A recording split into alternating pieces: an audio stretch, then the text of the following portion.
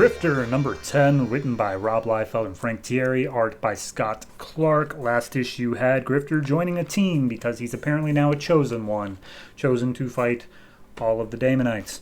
This issue picks up with him and his team in some sort of truck convoy thing, making their way through some mountains because staying in one place is too dangerous, and all the rest of his team is giving him a hard time of how he's so special. He's like the Queen of England. They all have to protect him. Why is he so special? He hasn't proven it yet.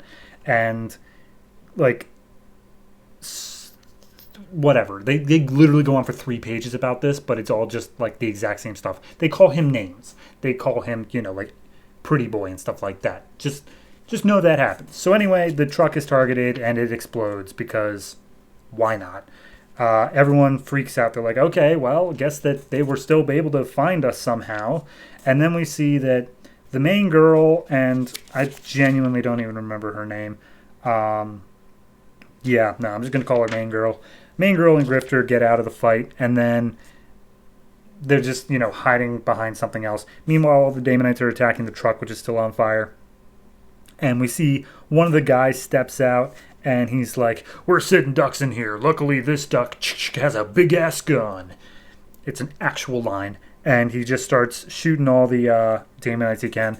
Meanwhile, he calls out to his teammates. He's like, hey, there's still guys pinned down in the truck in there. We got to get them out. Nobody else dies today. So Grifter and the main girl call out some cover fire, and the main guy runs back in. He gets a guy named Buck out of there. And Grifter shoots some Daemonites and whatever. And basically, at this point, the girl turns to Grifter and was just like, here's the deal. You need to show why you're so special and why we should be protecting you right now because we are out of time. So do it. And then Grifter's just like, all right, let's find out what's going on. So he goes out into the field with his guns blazing, takes some shots, a Daemonite sneaking up behind him, and he telepathically, telekinetically, whatever you want to call it, floats his guns while he hits the Daemonite in the face. And then we see him pick up a whole bunch more guns, telekinetically, and fire them all at the Daemonites. Then he uses his telekinetic abilities to pick up the truck and all the Daemonites, hurl it into the air, then throw it onto the ground with massive force, killing almost all of them instantly. And then he pushes it off the cliff.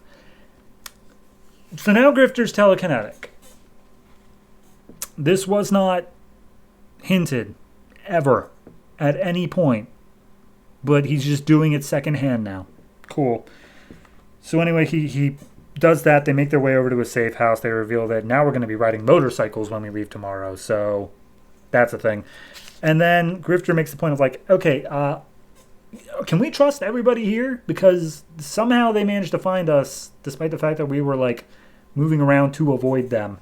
And the one guy steps up and he's like, no, we can definitely trust everybody here. Those guys, the Daemonites are just deeply motivated to kill you. And he's like, all right, cool, that sounds great. So at least we're in a safe house. And then the safe house explodes.